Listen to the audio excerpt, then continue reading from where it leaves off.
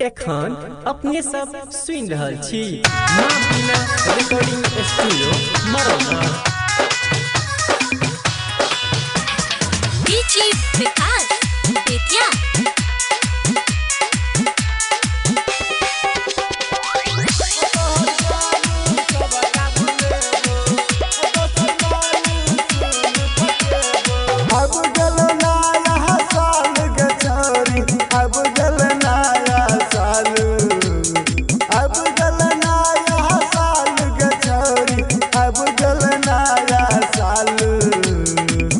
दोसर माल सुन पटेबो आ तोहर गाम सबटा भूलेबो। दोसर माल सुन पटेबो आ तोहर गाम सबटा भूलेबो।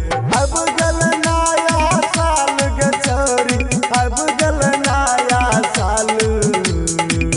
दोसर माल सुन पटेबो आ तोहर गाम सबटा भूलेबो। दोसर माल सुन पटेबो आ तोहर गाम सबटा भूलेबो। दोसर माल सुन पटेबो आ तोहर गाम सबटा भूलेबो।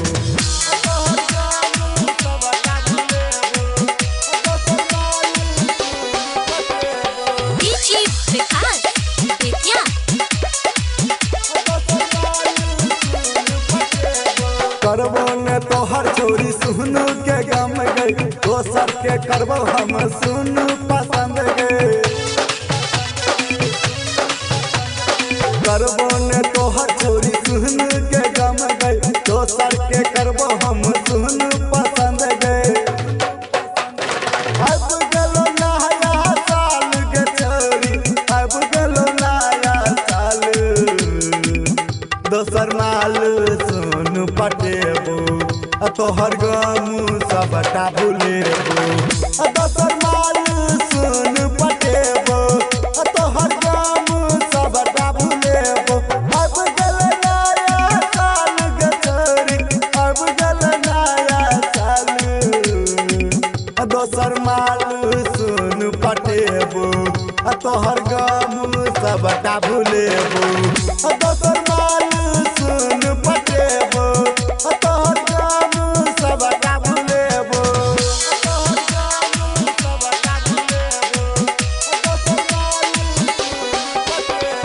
डीजे विकास बेतिया।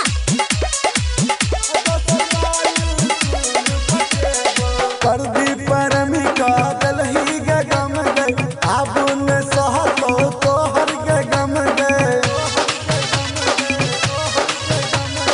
परदी परमी का दलही तू गम गई, अब न सहतो तोहर के गम गई। अब गलो नया साल के छोरी, अब गलो नया साल। दोसर माल सुन पटेबो आ तोहर गाम सबटा भूलेबो। दोसर माल सुन पटेबो आ तोहर गाम सबटा भूलेबो। अब गल नया साल के छोरी, अब गल नया साल। दोसर माल सुन पटेबो आ तोहर गाम सबटा भूलेबो। दोसर माल सुन पटेबो आ तोहर गाम सबटा भूलेबो। एखन अपने सब सुन रहल छी माँ बीना रिकॉर्डिंग स्टूडियो मरौना।